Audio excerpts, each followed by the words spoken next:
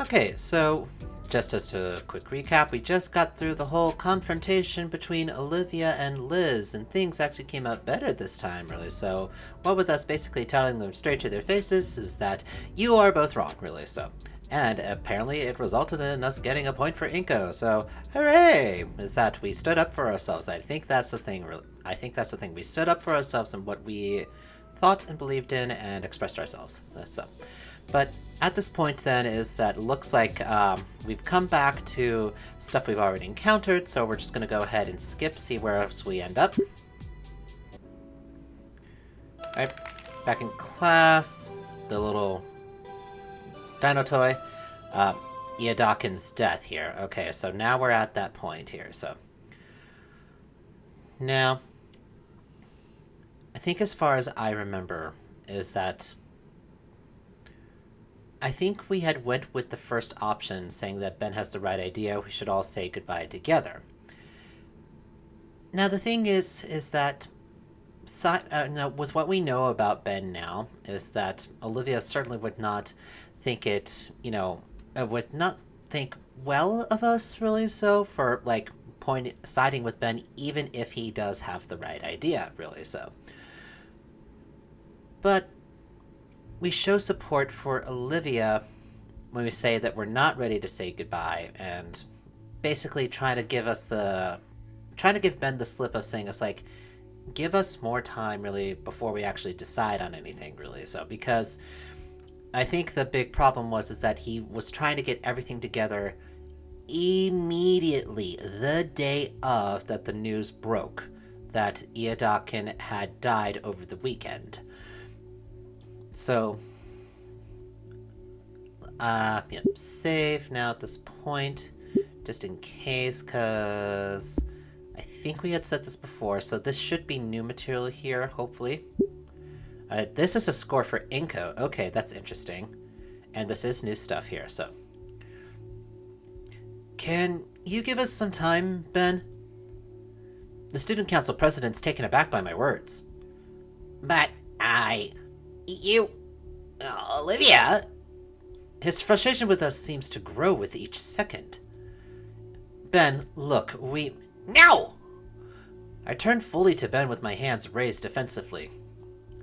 Ben, listen. We need to do this. For Iadokin. For everyone that cared about him. For us. So why won't you help me? We want to, Ben. Really. But can't you see that what you're asking for is way too soon? Damn it, we just found out. His breathing is haggard now, his composure completely blown. And that's interesting really to note, really, because even in a situation, I think it actually might have actually already happened, really, so at this point in the story, is that even in a social situation in which he ends up with basically food all over his own clothes, looking like a complete fool, he still is able to turn around, be composed and calm and cool, and get everyone on his side. And I think that is really a bigger part of his problem right now, is the fact that we are not completely siding with him. Yes, his suggestion and plan is necessary, but again, the point is made is that we all just found out. We need a little bit more time to process before we actually get everything together immediately. Yes, time is short, but the thing is that when death comes, people need time to actually hear it, feel it, think about it, so that they know they can just react the way that they need to from such sudden loss. I know that I myself needed that, over the last month, really, so, but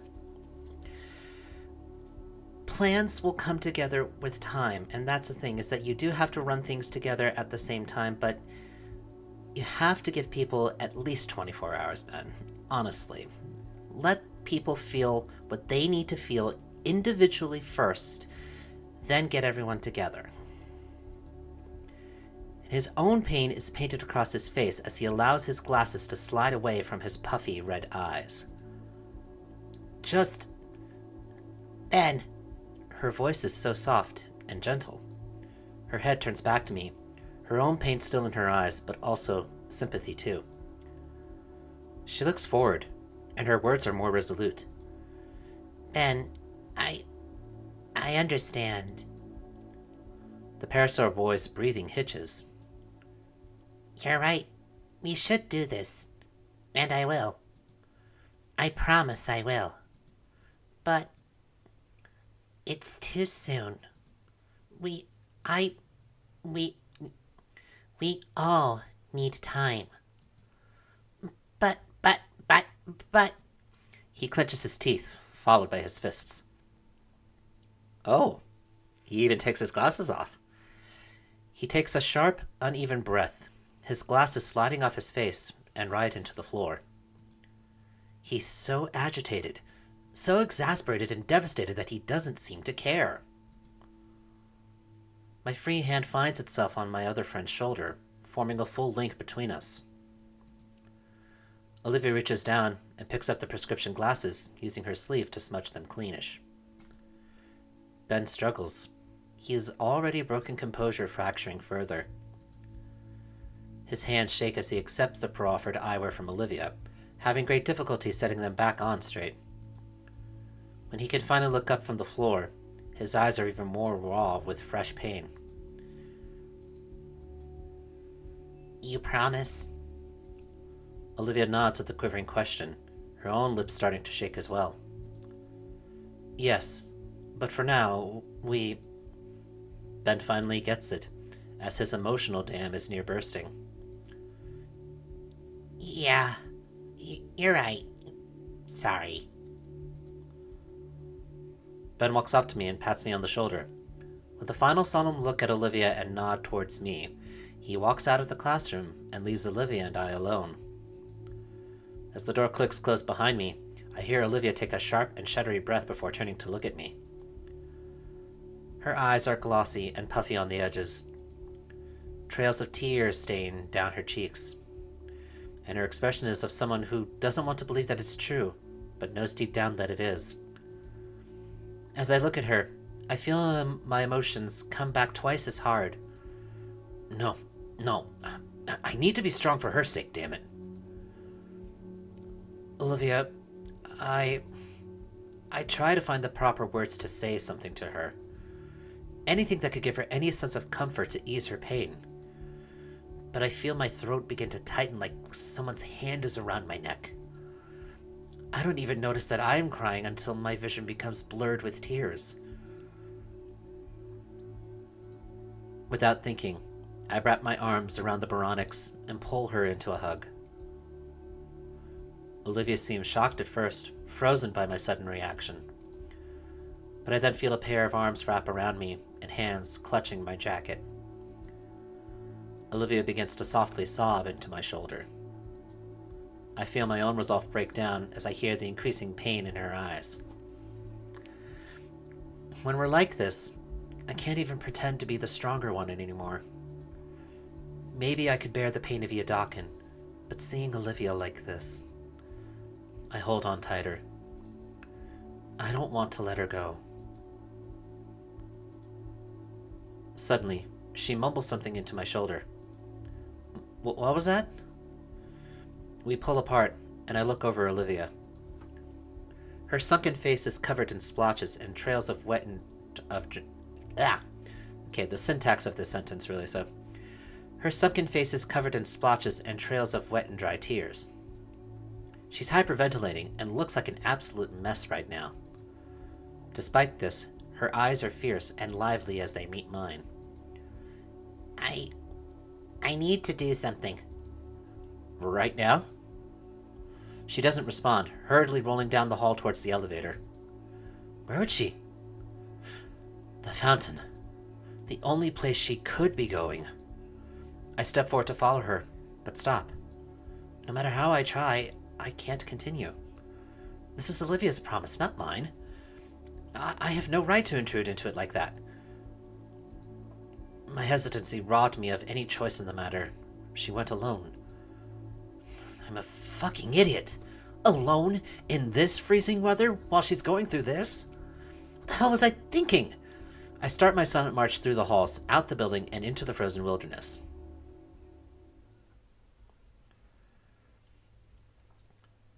Alright, at this point then is that we are back to stuff that we have already experienced, so I'm going to go ahead and skip again to see what else comes up then.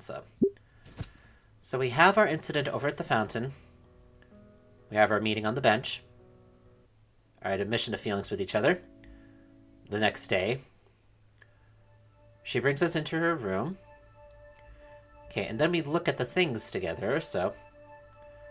Now, I kind of wonder, is that... I feel that it probably does not matter what we look at, or at least the sequence of things, really. Because I'm pretty sure that we're going to have to remove everything until we actually get to what is probably the most important piece here in this box of hers, is the paintbrush. But, let me see.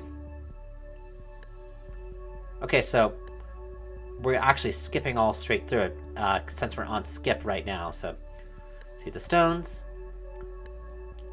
the eraser, the lighter, the photo, and here we have the brush. Oh, and there's the ball. Okay, nothing new there. Alright. So now we have the choice of, like, the next day at school. Because we have to go to school, and she's deciding to stay behind because, well, no, I mean, no, she can't really go because of the fact is that her wheelchair is completely ruined, so she doesn't have a way to get around.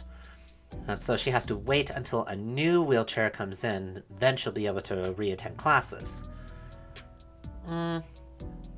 So, say for a moment. Now, we went with the mid option of, like, tucking her in properly, which I thought was, like, the more caring one, and it wasn't moving too fast, really, so... But let's see what happens if we try to give her a kiss goodbye. Okay, so... No score change, really, so... Staring at her soft-looking lips, I shake my head and kneel down, pressing the softest of pecks on her brow. Okay, there you go. That there's sweet. That's the thing that I would have hoped would have happened, really, so... At least it didn't go any further than that. As I turn away from her, something catches my wrist, and then we're back to... normal stuff. And now I'm curious.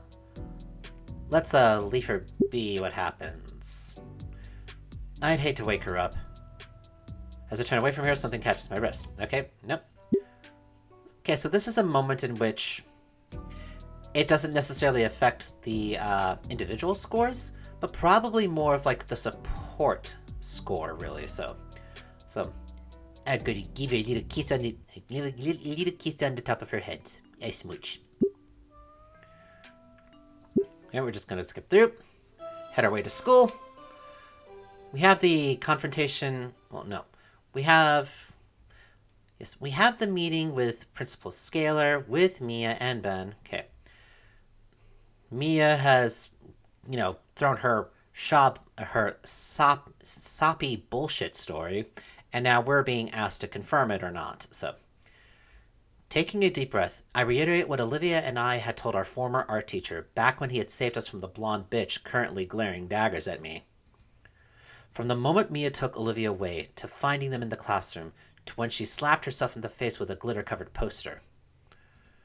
However, I decided to stretch the truth about why Mia was in the classroom with Olivia, and only mentioned that she was harassing her. Last thing Olivia needs is to be interviewed about her own involvement in all of this. I did my best to remain collected, but recalling everything that happened reminds me of how Mr. Iadakin had always tried to look out for us. My throat dried out as I continued on in spite of my faltering voice. By the time I finally got to the end, I sound more like a squeaking hinge than a person. Mr. Nito. Principal Scalar's voice brought me back from my memories and into the room. Mia was sneering at me. Ben's brows were knitted together in worry. And the principal... Okay, so this time then... So I guess this moment then is acting as more of like then a checkpoint for us in the sense of like, I guess more of like... Well, no. Because here's the thing, is that I think at this point in our first playthrough is that we had already gotten the Inko support true portion. I think we had that already at this time. So I guess this is probably why that this is different, because we have not been in complete full support. We are supporting her, we are supporting Olivia by like not completely revealing the truth, really. But we are more or less still ratting out Mia. And I think that's the thing that really should have happened, in my opinion, honestly. But thank you, that's all I needed to hear. She moves from around her desk, the sheets of paper she had been looking over in her hands once more. The principal stands directly in front of us now with an unreadable expression. In addition to the report itself, our Iodakin left behind his account of what happened. In it, he describes Mia's action as openly hostile and intentional. Actions that were only interrupted once he used... Scalar sighs in astonishment. Once he used the estrus taser. However, it seems Iodakin left some things out of his report. There's no motive for anything that happened, no matter who was at fault. I'm not sure why he'd leave something like that out, but as it stands, there are far too many unknowns here for my liking. Now, I would like to give the benefit of the doubt, especially at a time like this, but given the extent of the destruction in the previous... She's struggling, ma'am. Besides, making a big deal of this during an audit isn't going to look good for the school. I'm finding it hard to believe your intentions here are completely professional, Mr. McKnight. He freezes like a deer in the headlights. Scalar grumbles to herself, placing a hand on her head while we all await the verdict. I feel bad for her. Between the mountains of paperwork and half-dozen mugs on her desk, it's easy to tell she's overworked. It would bring me no greater relief than to have you expelled and out of my hands. Unfortunately, I don't have the time or the energy to deal with this. Mia, you're suspended for 3 days, and I'm marking your record again. Now, if you three don't mind, leave my office and leave me be. She doesn't even look up at any of us. I turn towards Ben, who looks both scared and relieved. And Mia, who looks positively overjoyed. She practically skips out of the office without another word, leaving both Ben and I to stare blankly for a few seconds. Another glare from Scalar sends us both out of the room on instinct. Alright, we're still in new stuff here, so... Seriously? That's it? It all hits me at once. She just gets to walk away? After everything she did to Olivia, she gets the equivalent of a slap on the wrist? I watch as Mia happily strolls off down the hall a good distance ahead. That... Inko, are you okay? Am I... Ben, what the hell are you thinking? On top of everything else between our teacher dying and what Olivia's going through, Could this not have fucking waited? Look, now, Olivia, is she alright? she crashed her wheelchair. She's stuck at home. She can barely leave her room, let alone the house, and you're over here playing games with interpersonal drama like a schoolchild. Inko, I'm sorry, but... Are you? 'Cause here you are dragging me halfway across the school so that crazy bitch can use me as a scapegoat when I just want to go home. And you're helping her by being her lawyer. Holy shit, dude! I used to have respect for you. Look, it's not like that. Then how is it? It's hard to explain. You know what? I'm already drained. I don't have the energy to spend on this. Inko, nobody's actually in trouble. It's fine. My withering glare does its job as Ben reluctantly backs down. Look, man, it's just for the best. For you, for Olivia, for the school. I can't believe this. Now I know why Olivia hates you. I feel cruel satisfaction as my words lash at Ben, his face growing more distraught. Get your shit together, man. I turn to leave and get away from everything. Anko, please, you don't understand. Yeah, I really don't. Just listen to me, okay? No. With nothing else left to say, I leave without bothering to look back. By now, it's about lunchtime, meaning I can hang out with Damien and Liz. Definitely needed after all this. Okay, so, wow, alright. So, yeah. I would say is that that's not completely undeserved, really. That Ben is long overdue for having a tongue lashing gritting out against him. Because honestly, is that, yeah, I myself, before learning about what happened between Ben and Olivia, I did have more or less kind of like respect for Ben. I guess that's probably why I had, you know, that I had made some of those choices that I did with the first run, really so, because I thought that Ben was, a pretty okay guy. She and Olivia. No, wow, okay, no, I'm sorry. Oh, good grief. Okay, yeah, I'm sorry. My words going all over the place, really so, but no. Um, I said I knew that he and Olivia had like a history of some sort, which of course I had mentioned before already. I thought it was probably just because that they had a relationship together and it probably did not end as well as possibly it could have, really so. But hearing about a betrayal like this, I mean, even if Ben had good intentions, really so, the problem here is that it it inadvertently caused a lot more harm than what he had hoped, is that, or at least harm that had not been shared with him. And that's part of the problem, or at least the whole mess in relation to Ben and Olivia. Because the thing is that I myself, okay, I tend to be a very forgiving kind of person, and I myself, if Ben were an actual person, really so, I'd still want to believe that he might have had good intentions about what happened at the time. Plus, years ago, he's not the same person as he was then, and neither was Olivia at that time as well. But it's still evidence, really so, is that he's still kind of self serving and cares more about his own image and what other people think about him based upon what what he has done for Mia, and like trying to have no one take blame really in this situation, which is honestly not fair at all. People is that Mia herself made the decision to take advantage of Olivia's mistake and, blackmail her. Olivia already knew what she did was bad,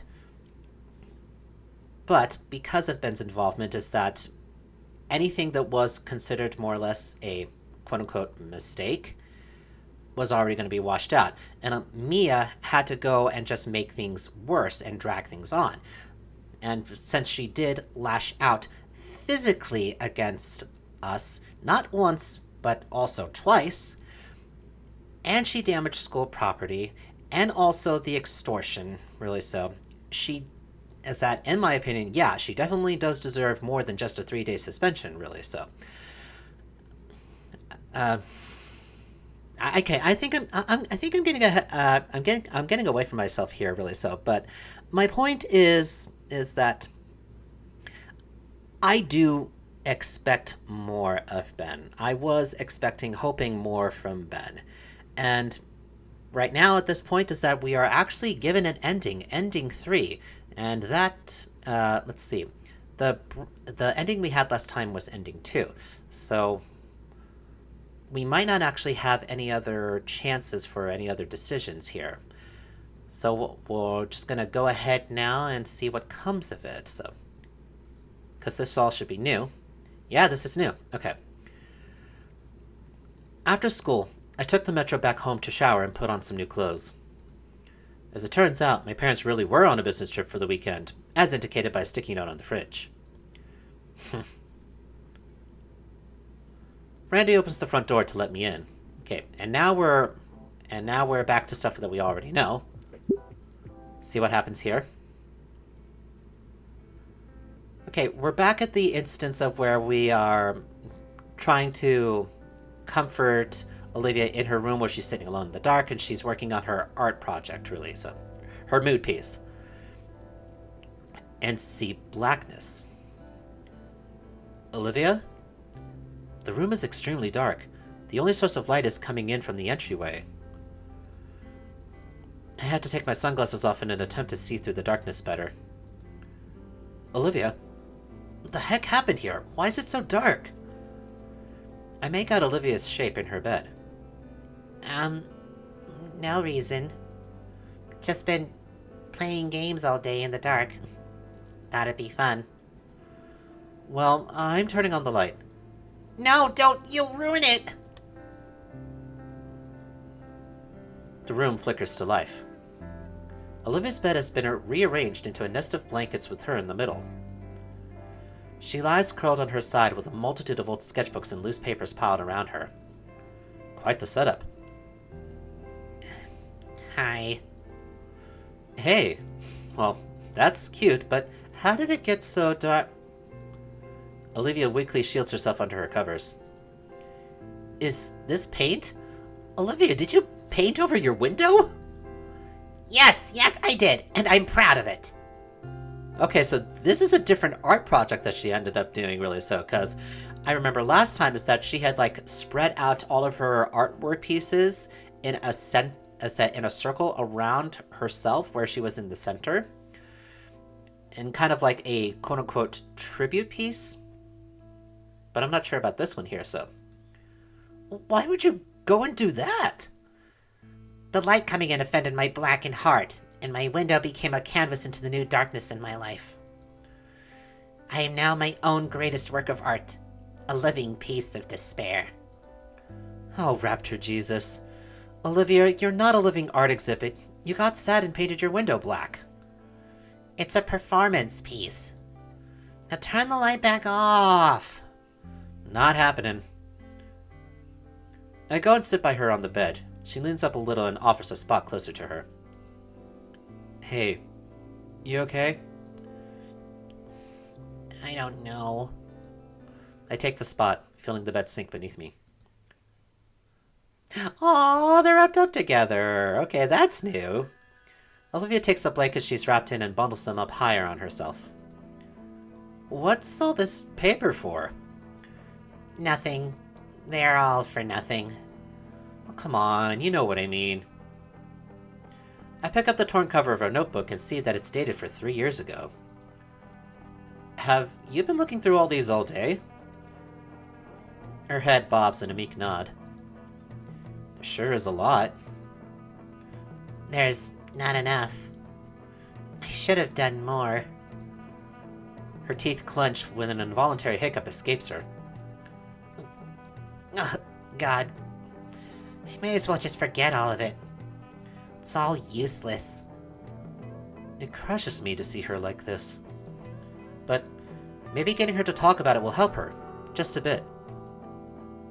I'd like to hear more. Olivia sniffles a bit and reaches a hand out, grasping in the air towards one of the pages in front of her. I lean forward to bring it closer. There's a soft, whistling sigh while her watery eyes scan over the page. Yeah. See this one? Her hand shakily pokes through her blanket cocoon, landing on a crumpled page of a highly detailed palm. Iadakin. He sketched that for me to show me how he draws hands. I see it. That's definitely his work. It is, isn't it? I never would have gotten anywhere without him. And now... I watch her bite back the urge to tear up. Hell, I probably wouldn't have stuck with art in general. I wanted him to be there when I made it. Made it? Yeah, made it. across the finish line, you know? Well, now he won't see me fail either. Her mocking laughter is as hollow as tears. Blah, blah. Her mocking laughter is hollow as tears bud at her eyes. Come on, don't say that. What's this one? That one. That's from when I was struggling with form. I had to go back to fundamentals for a bit. Sounds tough. It was tedious, but he made it fun. How about... There's a spiral dated back to her freshman year in arm's reach. This one. Oh, that one's embarrassing. I was barely able to draw back then. I don't judge. You've seen my work. How could I? Olivia silently pages through the bound notebook, recalling a memory associated with every page.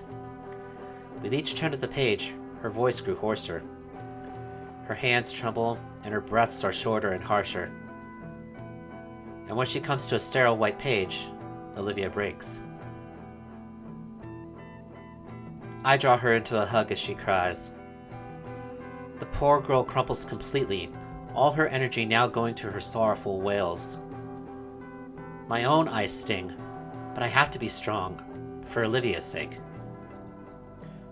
There are no words to her cries, only her regrets and anguish-given voice in loud screams.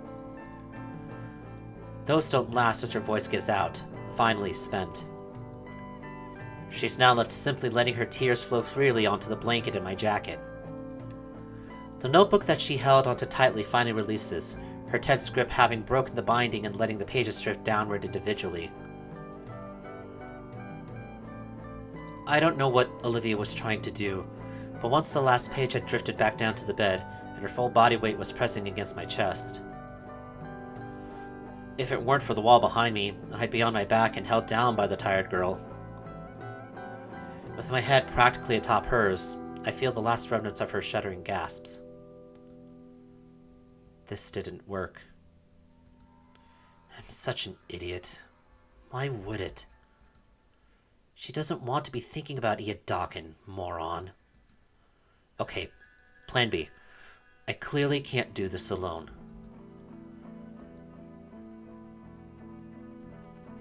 Hey, let's go into the living room, alright? No. Come on, it's too dark in here. How long will you keep the window like that? Forever.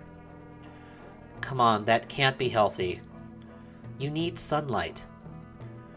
Olivia protests by digging into my shoulder with her muzzle. Guts need sunlight too. A long sigh. She knows I'm right. Promise to clean it up later? Okay. Thanks. Really, I think we should head to the living room. Will you come with me? No. I want to stay here. Please. Dang it. Okay. Can I at least pick out a movie or something from the living room? She nods her head in response. Alright. Do you need anything else? There's some soda in the fridge. Bring some for both of us. Alright. I move my legs over the edge of the bed and hop off. Oh, ouch, yeah. She's got quite a nasty bruise really here, so likely from the fall from her chair, so. Olivia gasps as the blanket comes up with me. Oh my god. You weren't supposed to see that. Olivia, are you alright? What happened? Olivia hides her tear-marked face with her hands in shame. I tried to walk. You what? Her hands drop, along with her head. I don't know. With eyes drained of life, she stares at the mess of papers before her. Everything's gone. Nothing makes sense anymore. All I have is this hollow feeling. And I wasn't thinking at all, and... Olivia looks up at me again, eyes pleading for something. I'd try for a miracle, okay? Do you blame me? I don't know what to say. Does it hurt? I'm fine. It just tingles. Maybe that means there's still some feeling below my knee. Isn't that good? No, it's not. We need a first aid kit or something. Inko, it's not even that bad. What if it gets infected? I watch as Olivia gets ready to protest, but finally sighs in defeat. Fine. Just get it over with. I'll go get Sophia. She probably knows how to. No! Why not? I don't want them to know, alright? Olivia, I'm not a doctor. I can't even remove a splinter without screwing everything up. Olivia casts her look aside. Man, she's not intending to follow up on this at all. Be right back, okay? Olivia softly whines. With haste, I quietly leave the room to search for anything that might be able to help. After rummaging through the house's medicine cabinet and freezer, I managed to find an ice pack, a first aid kit, and Neolithin. Damien's not around. He's probably in his room still. Alright, this should hopefully be enough. I return to find Olivia exactly where I left her. The first aid kit is placed on the bed next to her. Olivia averts her gaze away from me as I tend to her wound. Grabbing the Neolithin, I squeeze a dollop of the medicinal cream on the injury and spread it evenly. Then, I apply the ice pack to the wound and wrap the whole thing up with gauze, making sure not to make it too tight. Although my work is clumsy, it takes 3 or 4 tries and maybe 10 minutes to get it right. Alright, I think that should do it. Let me know if it gets too cold. I look up to see Olivia still looking away from me, giving her best pouty expression. I know you don't like being taken care of, but I don't want you to get hurt. Yeah, well, it's still weird. I place a gentle hand on the side of her snout, gently coaxing her to look back at me. Feeling better? She still tries to look annoyed, even as I use my thumb to caress her cheek. Eventually, the last of her defenses fall, and a faint, pained smile forms across her face as she nestles further into my hand. Yeah, a bit. Good. With that taken care of, I finally breathe a sigh of relief. Now to figure out the next issue. How to get her to the living room. She's definitely not going to do her silly knee walk, not with how her knee currently looks like the world's largest grape. That left only one real option. Forgive me, legs, for what you're about to go through. With the utmost care, I slowly stride into the living room with Olivia in my arms. I can feel her claws sink into the back of my jacket and her tail bumping against my leg. Getting through her door was a struggle, but Olivia coaches me through it and even shuts the door with her tail. Damien's laying on the couch, engrossed in some game. He turns to see us at the sound of Olivia's door closing. Hey, there you guys are! Fiddy waves from the recliner. Liv! Inky! He must have gotten home while I was bandaging Olivia's leg. Hey, guys. Why are you carrying her like that? My wheelchair's busted, remember? I know, but you always like to scoot around on your knees. For a moment, Olivia and I lock eyes, not knowing how to answer. Iggy's just helping Liv is all, Vin. Oh, thank goodness he caught on. Ah, because they're practicing, right? Something like that. Damien moves his legs to make room for Olivia. Well, have a seat. So what's up? I set her down on the couch. Just wanted to be out here a while, get some extra company. For sure, for sure. Well, I'm just wiping the floor with Vinny and War Club 40M here. Okay, so they have a... Is that they have a Warhammer 40k game in this universe as well? Okay, I mean, sure, that goes with it, really. So, okay, so even though Damien's kind of like a cool, quote unquote, cool type guy, really. So he's starting to get some nerd cred here, really. So He's not. might switch over to something else soon if this bore fest doesn't end. You want to give it a shot? The comment is directed at Olivia. It ricochets on to me when he doesn't get a response. Well, I don't play games much at all, but sure. Come on, Olivia, I'll need a mentor. I look to Olivia, who merely nods at the Damien mini-me. Awesome! I'll grab the other controllers. Vinny uses the footrest of the recliner as a springboard to the plastic bin of controllers. With the younger boy busy, Olivia takes the opportunity to readjust herself, sliding herself closer until she's hip to hip with me. Here you go. Vinny offers 2 translucent controllers. While I take one, Olivia holds up her hand. Oh gosh, I remember the translucent controllers really as well. But I didn't necessarily have them for what might be the equivalent of an Xbox, really more of like an N64, but yeah, those were kind of like the bomb really, so I remember. At least in my opinion. I'll sit this one out for now, little man. Ah, okay. Controller in hand, I give the brothers a thumbs up. All eyes on the screen now. We start. And I have no clue what is happening. There's so much happening on the screen. I can't even tell which section of the screen I'm in. All I can tell is there's a lot of green things screaming in Cockney and a lot of viscera. I don't think this is appropriate for Vinny, but then again, he's really getting into it. Darn those dirty greenskins! Don't worry, brother. They'll be cleansed with holy fire! In the corner of my eye, Olivia is leaning forward. She's slowly becoming engrossed in the mayhem on display, and her tail thumps with the massive stomp our in-game avatars delivers to the green shouty things.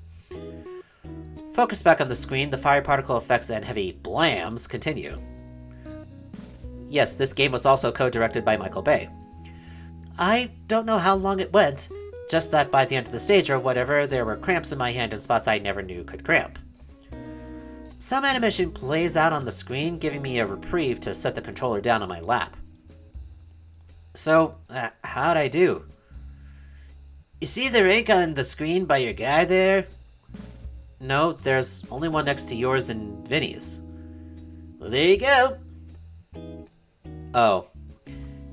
Yep, you failed extremely hard. Good job, Inko. You sucked pretty bad. Give me mine. I pick up her controller on the floor and she takes it. With some practice motions, she enters the match. Alright, I'll show you how you really play this game. Now with Olivia in our squad, she manages to pick up my slack. Watching Olivia play, and with her tutorship, I start to get the hang of the game. For a moment, I look away from the virtual bloodshed and see that Olivia is enjoying herself. Surrounded by her folks playing this silly game for a few hours. Just for a while, she's feeling a little better. A few games later, there's a knock at the door. Vinny jumps up to get it. Hi, Dad! The figure stumbles in through the blizzard and removes his heavy jacket. Jeez, this weather. Hey, all. Inko, didn't expect you to still be here. Good evening, Randy. Randy tosses down the bag of salt that's on his shoulder to the living room floor with a loud thud. Playing games together, I see. I hope that means you all got your homework all squared away. Yeah, it's taken care of. Vinny threw his in the garbage disposal, though. I didn't! See, he's denying it. Yeah, hey, war club, huh? You've probably gotten more use out of that game than me by now. Nah, your record's still there. Wanna join us? Randy sucks the air in through his teeth. Tempting. Very tempting. But it's my turn to figure out dinner tonight.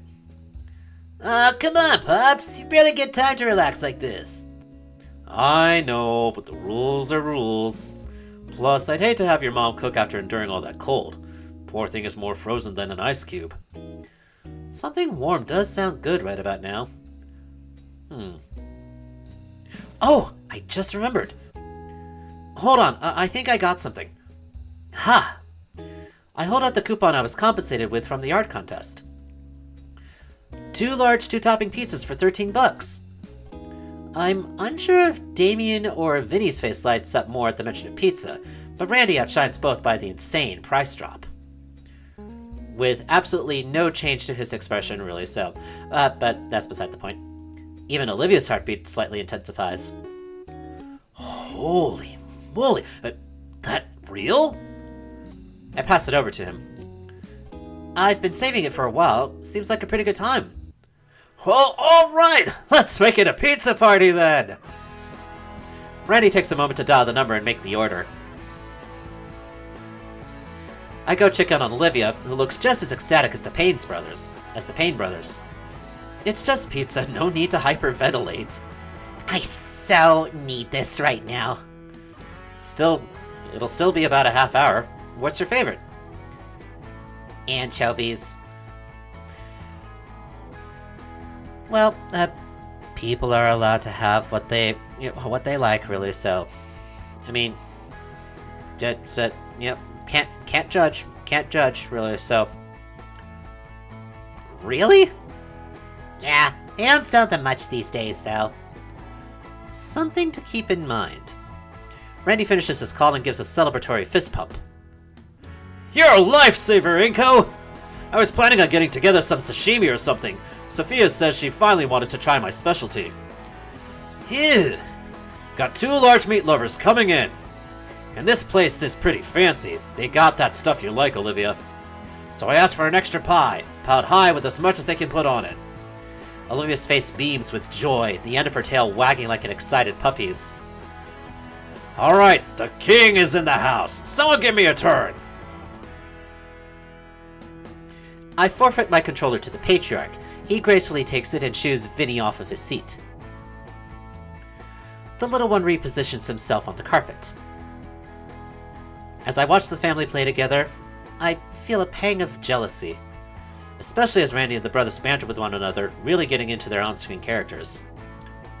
While Olivia remains silent, I see a smile tugging at her lips as her fingers hammer away at her controller's buttons. I try to picture my own family in their places, but the image is so surreal that it could be displayed as a piece of modern art. Shaking off those thoughts, I return my focus to the television and the hyperviolence on display. Still no clue what's happening on screen. I want to ask Randy about what War Club is all about, especially with all the funny accents being thrown around. Maybe Olivia can fill me in later. As far as I can tell, it's just dudes in the silliest looking armor fighting really ugly aliens that happen to have British accents? Randy, I thought you'd be trying to prep those fish I'd bought by now. Change of plans! Eco throws an offer I couldn't refuse. It's a pizza party now! The Dino Patriarch looks at his watch, and is summoned by the simple gesture a series of knocks sounds off from the front door. That would be our dinner! Randy heads for the door with a hand already reaching for his wallet. Pizza party? Christmas isn't until next month. Isn't it a little early to start with this sort of thing? Of course not. There's always time for a little fun. It's Friday night. Randy returns with the boxes stacked on his arms. Let's dance. He sets the boxes on the kitchen table and hands his wife the used coupon. Wow.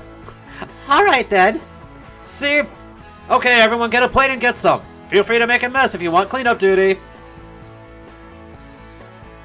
Damien and Vinny leap from their positions and have their plates in a blink of an eye. The air is filled with the delicious scent of sauce and cheese as Randy opens up all the boxes. Damien and Vinny immediately dive for the meat lover's pizza like ravenous sharks. Good grief. Looks like they're about to take off into the next dimension, really. The pepperoni and sausage peach on the table looks appealing, but Randy passes his plate with a slice of anchovy pizza over to Olivia. Thanks, Uncle Randy. Dang, the anchovy one actually looks pretty good. I don't want to get up to get my own plate, though. Say, Olivia, could I try one of... Snap! Mine! I count the fingers on my hand to make sure it's still intact. Oh, come on, I just want to see what it's like. Ah, that old glower. Ha! Good luck with that, Waninko. I consider what I could do to get Olivia to share. And I recall something so long ago that it feels like a lifetime ago. I slowly reach for Olivia again. She bares her teeth at me, but instead of going towards the box, my hand lands on her tail, and slowly pets the muscular appendage. The tip of her tail starts to wag happily, and the Gator Girl's anger melts away, only to flare up when she pulls her tail away from me. Oi! Her face is red with embarrassment. Can I have a bite now? No. Her mouth snaps shut as my hand reaches for her tail again. Inko! I give the appendage a gentle scritch this time, and it's once again pulled away. How about... Okay, I get it. She pouts, but holds a slice out for me to bite. The pizza is absolutely smothered beneath the pepperoni and anchovies. But only one bite. With how greasy this looks, I don't think I'd survive a second. Still, I bring the plate close and slide the pizza to the edge, taking a sampling bite from it. Good, right? Absolutely. I feel the need to ravenously devour the single slice now, but instead choose to savor the flavor with minuscule bites. Yeah, holy crap, this is good. It is, but that's the only bite you're getting. You sure? I wiggle my fingers at her, and she promptly swats my hand. No! I mean yes! She tries to hold a glare, but I can see her lips quivering with mirth.